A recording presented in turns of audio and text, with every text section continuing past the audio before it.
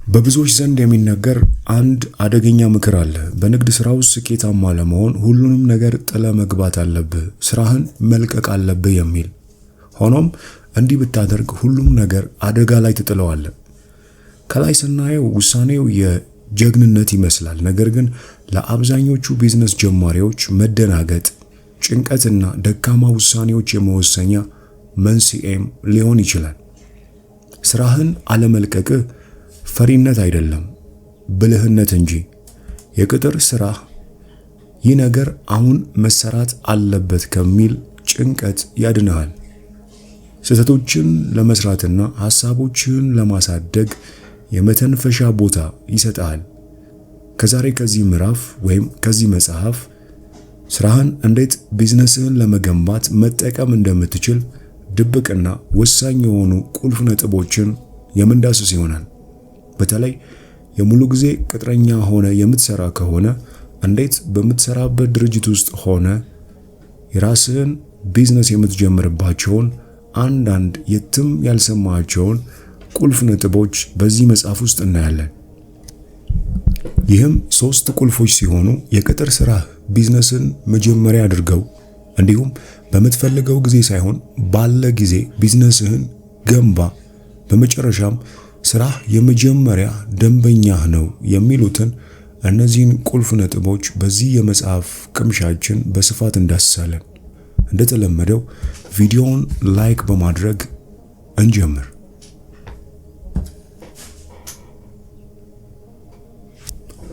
በቅድሚያ የምናየው የቅጥር ስራህን ቢዝነስ መጀመሪያ እንዴት ማድረግ እንደምትችል ነው።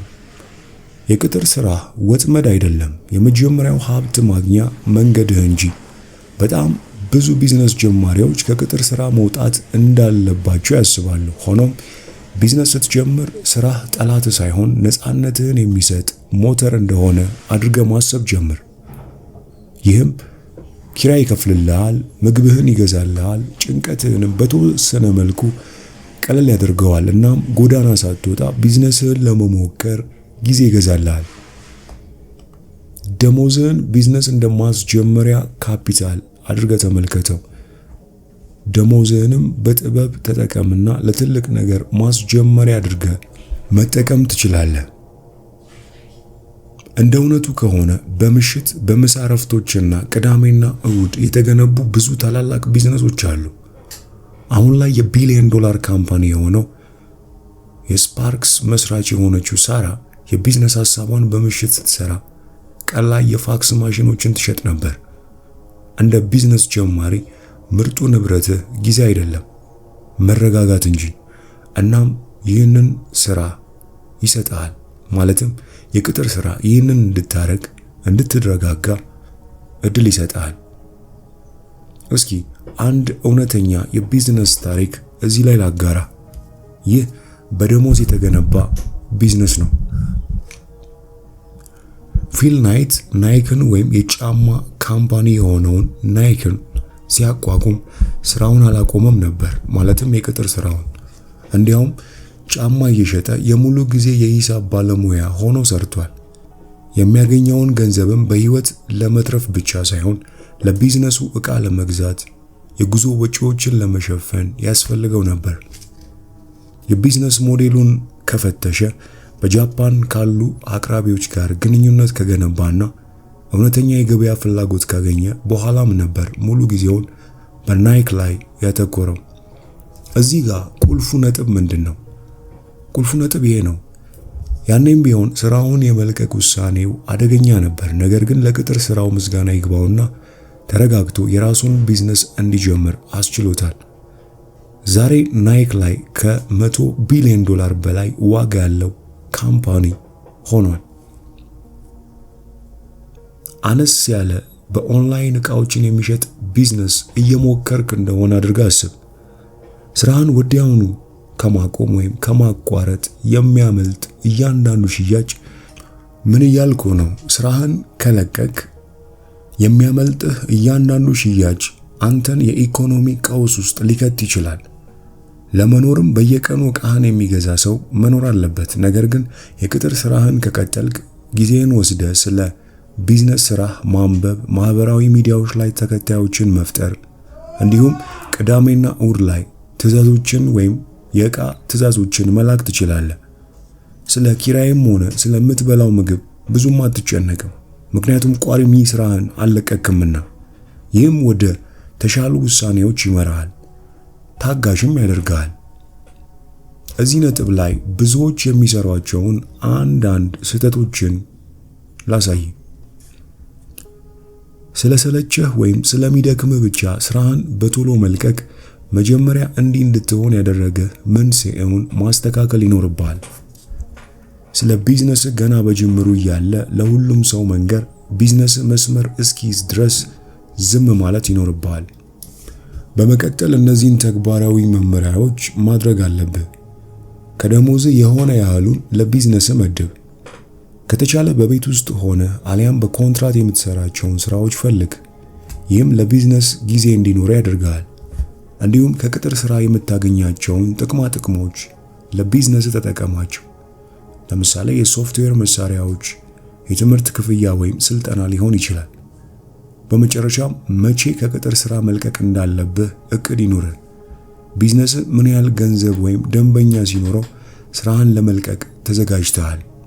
ለዚህ መልስ ራስህን ጠይቅ። የአሁኑ ስራዬ የቢዝነስ ሐሳቤን የሚደግፍባቸው 3 መንገዶች የትኞቹ ናቸው? አንድ በአንድ ዘርዝር። በቢዝነሴ ላይ ኢንቨስት ለማድረግ ከእያንዳንዱ ደሞዜ ምን ያህል ገንዘብ ለቢዝነሴ መደብ አለብኝ? ይህንንም አንድ በአንድ ዘርዝር።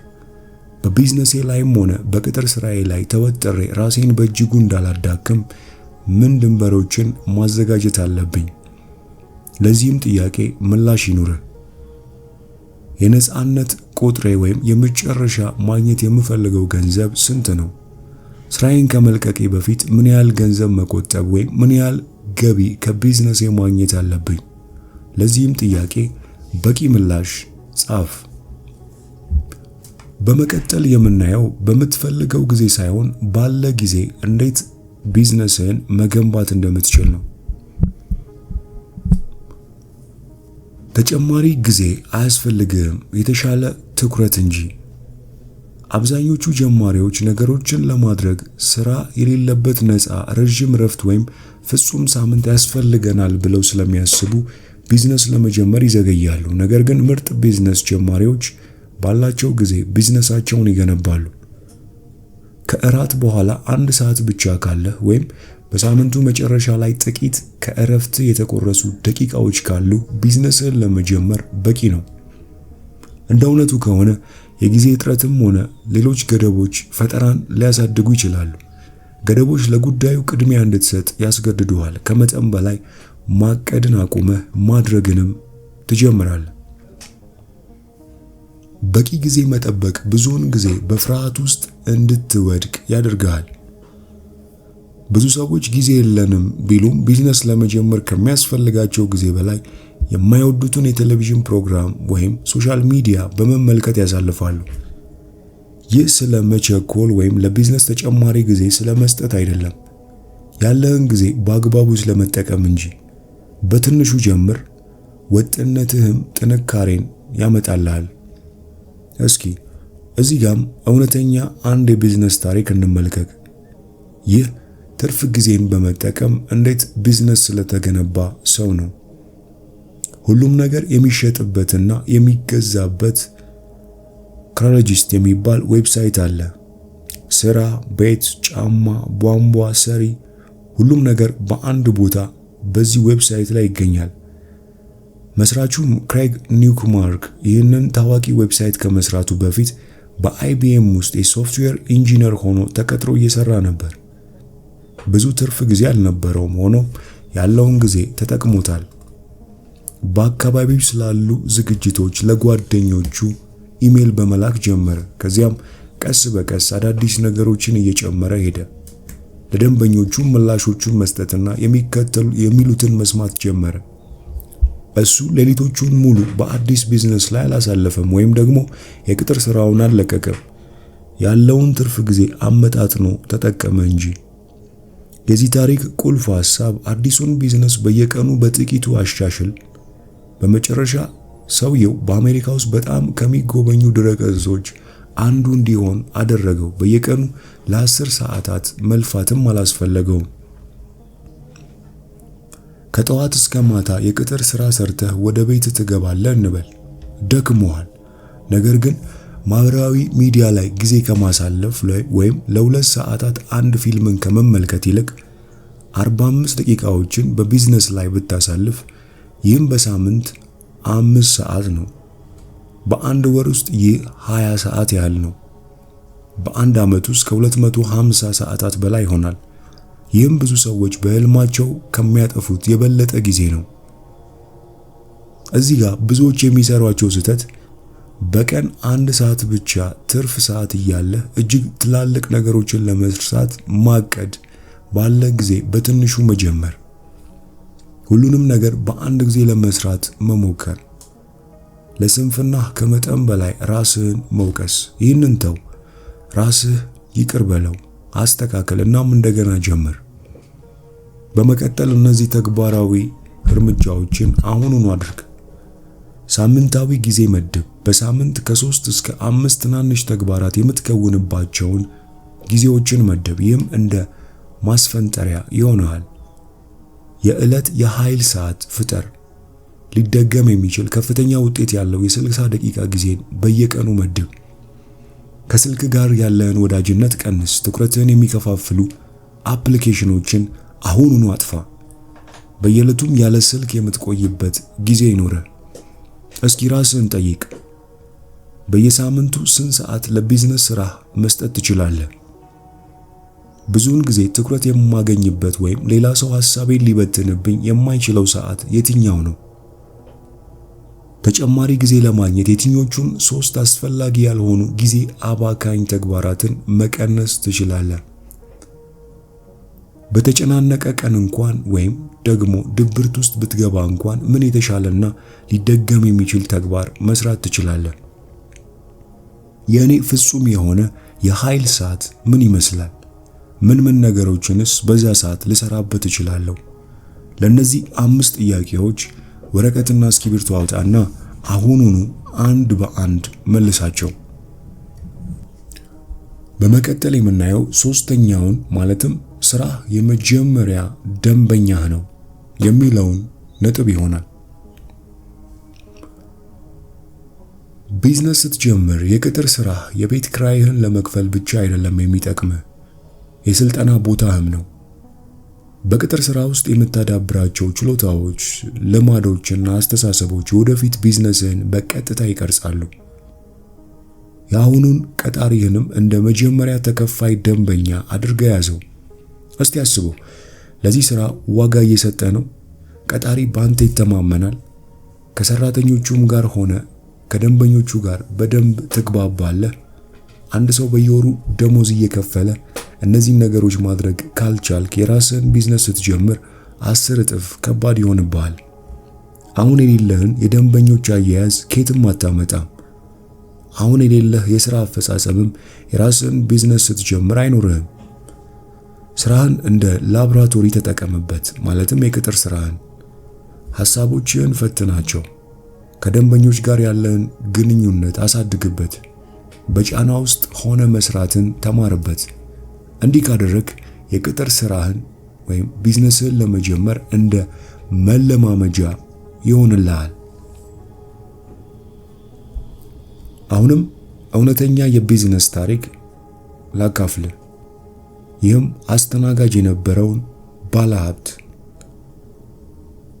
ፉቡ የተባለ ታዋቂ የልብስ ብራንድ መስራችና ባለሀብቱ ዳይመንድ ብራንዱን ከመሬት አንስቶ ሲገነባው ሬስቶራንት ውስጥ አስተናጋጅ ሆኖ ይሰራ ነበር።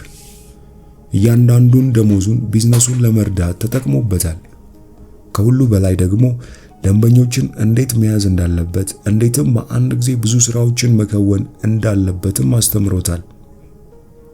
የምግብ ቤት አስተናጋጅ መሆኑ ዝቅ እንዳለ እንዲሰማው አላደረገም። ይልቁንም ስራውን እንደ መጀመሪያ ደንበኛው አድርጎ ይመለከተው ነበር። ደንበኞችን ሲያስተናግድ እንዴት ሰዎችን መያዝ እንዳለበት ራሱን አስተምሯል። ከአስተናጋጅነት የሚያገኘው ገቢንም ቢዝነሱን ለመገንባትና ለማስቀጠል ተጠቅሞበታል።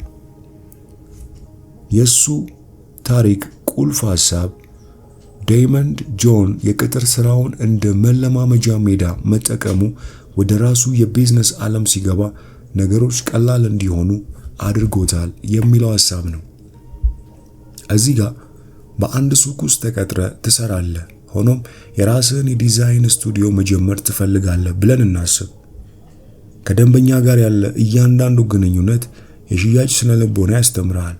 እያንዳንዱን የዕቃ ዝርዝር ስትከታተል አእምሮህን ለጥቃቅን ጉዳዮች ትኩረት እንዲሰጥ ታለማምደዋለህ። እያንዳንዱ አስቸጋሪ ሁኔታም ትዕግስትህን ይገነባልሃል። ደንበኞችህን የጊዜ ገደቦችና አስተያየቶቻቸውን ሁሉ ስታስተዳድር ያ ሁሉ ለምትጀምረው ቢዝነስ ይጠቅመዋል። እዚህ ጋር ብዙዎች የሚሰሯቸው ስህተቶች የቅጥር ስራ ከቢዝነስ ግቦች ጋር እንደማይዛመድ አስብ። ህልምህን እየገነባኸው ስለሆነ ብቻ ተቀጥረ የምትሰራበትን ስራ ቸል ማለት የለብህም። የራስህን ቢዝነስ ስለመጀመር ብቻ በድንገት ጎበዝ ሰራተኛ እንደምትሆን በማሰብ በቅጥር ስራ ላይ ያልነበረ ባህሪ የራስህን ስራ ስለጀመርክ ብቻ አይመጣም። ስለዚህ አሁንም ተግባራዊ እርምጃዎችን ለመውሰድ ሞክር። አንደኛ፣ አሰሪህን እንደ ቁጥር 1 ደንበኛ አድርገህ ማሰብ ጀምር። ሁለተኛ፣ ከቅጥር ስራ የምትማርባቸው ነገሮች ካሉ በጽሁፍ ዘርዝር አስቀምጣቸው። በየሳምንቱም የባህሪን እድገት ላይ ክትትል አድርግ። ሶስተኛ፣ የስሜት ብልህነትን ለማዳበር የሥራ ፈተናዎችን ተጠቀም። አራተኛ፣ መደበኛ ተግባራትን እንደ ልምምድ ውሰዳቸው። ለምሳሌ ትኩረትን ለማግኘት ጊዜን በአግባቡ ለመጠቀም። አምስተኛው፣ በኋላ ላይ ሊረዱ የሚችሉ ግንኙነቶችን በሥራ ቦታ ላይ ገንባ። ከባለሀብቶች፣ ከአማካሪዎች ወይም ከደንበኞች ጋር ሊሆን ይችላል። አሁንም እነዚህን የራስ መጠይቆች አንድ በአንድ ወረቀትና እስክሪብቶ በመያዝ መልሳቸው። በስራ ቦታ በየቀኑ የማደርገውና ከወደፊቱ ቢዝነሴ ጋር የተያያዘ አንድ ነገር ምንድን ነው? ኮከብ ሰራተኛ የሚያደርገኝ ምን አይነት ባህሪ ነው? ከዚህ ሳምንት በስራዬ ካጋጠሙኝ አንድ አስቸጋሪ ሁኔታ እንዴት መማር እችላለሁ? በስራዬ ውስጥ ያልመረመርኳቸው ምን አይነት ድብቅ እድሎች አሉ? ይህን ስራ እንደ ደንበኛ እንዲይዝ የሚረዳኝ የትኛው የአስተሳሰብ ለውጥ ነው? ለምሳሌ ከነገ ጀምሮ በጠዋት ስራ ቦታ እገኛለሁ። እነዚህን ሐሳቦች ወይም ጥያቄዎች አንድ በአንድ ለመመለስ ሞክር። እስከዚህ የመጽሐፍ ቅምሻ አብረውኝ ስለነበሩ ምስጋና የከፍ ያለ ነው። እንደ ቦነስ እኔ በግሌ ከዚህ መጽሐፍ የወደድኩትን አንድ ሐሳብ ላካፍላችሁ። ይህም የብቸኝነት ጉዞ የሚለውን ቢዝነስን ስናስብ ብዙ ጊዜ ነፃነት፣ ገንዘብ፣ ስኬት ነው የሚታየን። ነገር ግን ማንም የማይነግር ነገር ቢኖር ጉዞው ምን ያህል የብቸኝነት ጉዞ ሊሆን እንደሚችል። በመቀጠል ይህንን ሐሳብ ላካፍላችሁና የዛሬውን የመጽሐፍ ቅምሻችንን እንቋጭ። ቢዝነስን ስትጀምረው ደስታንና ድጋፍን ትጠብቃለህ። ነገር ግን ጥርጣሬ፣ ጭንቀትና መገለል ያጋጥማል። ጓደኞችህ፣ ቤተሰብህ ያንተን ምርጫዎች ላይረዱ ይችላሉ። ሰራተኞችህ ልክ እንዳንተ ተነሳሽነት አይኖራቸውም። እናም ነገሮች ሲበላሹ የምትወቅሰው አለቃ የለም ከራስህ ውጭ። እንደ እውነቱ ከሆነ ይህ ጉዞ በብዙ ስሜቶች የተሞላ ነው። አንድ ቀን ማንም የሚያቆምህ እንደሌለ ይሰማሃል። በሚቀጥለው ቀን ለምንድነው ራሴን እዚህ ሁሉ ጣጣ ውስጥ የከተትኩት ብለህ ራስህን ስትረግም ትውላለህ። ሲሳካልህ እንኳን እንዳሰብከው ላይሆን ይችላል። ግን መልካሙ ዜና ይኸውልህ፣ ብቻን አይደለም። እያንዳንዱ የቢዝነስ ሰው በጣም ስኬታማ የሆኑት እንኳን እነዚህ ትግሎች ይገጥሟቸዋል። ብቸኝነት፣ ጥርጣሬ፣ ጭንቀት የሂደቱ አካል ናቸው። ነገር ግን አንተን ሊሰብሩህ አይገባም። የቢዝነስ ስኬትም ከልፋትና ከብልሃት በተጨማሪም በጫወታው ላይ ለረጅም ጊዜ መቆየትን ይጠይቃልና በዚህ ሐሳብ ልትጽናና ይገባል። ብቻህን የምትጓዝበት የቢዝነስ ጉዞ ምን መምሰል እንዳለበት እስኪ እንይ። ስኬት እንግዳ ነገር ነው። ብዙ ጊዜም ብቻህን ያስቀርሃል። ስትወድቅ ብዙ ሰዎች በዙሪያ ታገኛለህ። ተቺዎች፣ ተጠራጣሪዎች፣ ሌላው ቀርቶ አንተ ስለወደቅ በሚስጥር እፎይታ የሚሰማቸው ጓደኞች አብረው ይቆያሉ። ነገር ግን ማሸነፍ ስትጀምር አብሮ የሚቆይ ሰው እየቀነሰ ይመጣል። አንዳንድ ሰዎች ስኬትን መቋቋም አንዳንዶች ወደ ኋላ እንደተተዉ ይሰማቸዋል። እና አንዳንዶች አንተ በምታገለግልበት ጊዜ ብቻ በርታ ለማለት ይመጣሉ እንጂ ሲሳካልህ ማየት አይፈልጉም። ይህ የቢዝነስ ፓራዶክስ ነው። ከፍ ባልክ መጠን ጥቂት ሰዎች ብቻ በመንገድ ላይ አብረው ይቆያሉ። ይህ ብቸኝነት ግን አንድ ስህተት እየሰራ መሆኑ የሚያሳይ ምልክት አይደለም። ማንም ባልሄደበት መንገድ ላይ እየሄድክ መሆኑን የሚያሳይ እንጂ። እዚህ ጋር የዓለማችን ቁጥር 1 ቢሊዮነር ኢላን መስክን ታሪክ እንመልከት። በ2000ዎቹ መጀመሪያ ላይ ኢላን መስክ በንግድ ዓለም ውስጥ እንደ ቀልድ ይታይ ነበር። የእርሱ ኩባንያዎች ቴስላና ስፔስኤክስ እንደ እብድ ሐሳቦች ይታዩም ነበር። ብዙ ሰዎች የኤሌክትሪክ መኪኖች ፋሽን ናቸው፣ ዘመን ያልፍባቸዋል ይሉ ነበር። አንድ የግል ኩባንያም ወደ ጠፈር ጉዞ ለማድረግ ማሰቡም የቢሊዮነር ቅዠት ተብሎም ነበር። ባለሀብቶች አልቀረቡለትም። የቢዝነስ ተንታኞች ሳቁበት። ጓደኞቹ ሳይቀሩ እንዲያቆም ነገሩት። ነገር ግን ቴስላ ስኬታማ ከመሆን ምንም ያገደው ነገር አልነበረም። ቴስላ ስኬታማ ከሆነ በኋላም ሁሉ ነገር ተለወጠ። በድንገት ኢላን መስክ መቀለጃ መሆኑ ቀረ። በአንድ ወቅት ሲስቁበት የነበሩ አሁን ይበልጥ ተናደውበታል። ተቺዎቹ ጨምረዋል። አሁን ላይ እያንዳንዱ እንቅስቃሴው ትመረመራለች። የእርሱ ስኬቶች ከምስጋና ይልቅ መገለልን ነው ያመጡበት። ስኬት እሱን የበለጠ ተወዳጅ አላደረገውም፣ ኢላማ አደረገው እንጂ። ሆኖም አሁንም መጓዙን ቀጥሏል። እሱ ከሰዎች ማረጋገጫን አያሳድድም ወይም ውጤቶችን አያሳድድም። ሲሳካልህ በአንተ ስኬት ከሚደሰተው በላይ ነካሽህ ይበዛል። በእጅ የተሰሩ ጌጣጌጦችን የመሸጥ ትንሽ ቢዝነስ እንደጀመርክ አስብ። መጀመሪያ ላይ ጓደኞች ይደግፉሃል፣ የፌስቡክ ፖስቶችን ሼር ያደርጋሉ፣ ያበረታቱሃል። ነገር ግን እውነተኛ ትርፍን ማግኘት ስትጀምር የሆነ ነገር ይቀየራል። አንዳንድ ጓደኞች በአንተ ስኬት መደሰት ያቆማል። ቅስምህን የሚሰብር ሐሳብ ጣል ማድረግ ይጀምራል። መጀመሪያ ላይ ትናደዳለህ፣ ነገር ግን እየቆየ ሲመጣ አንድ ነገር ትገነዘባለህ። ስኬት የብቸኝነት መንገድ ነው።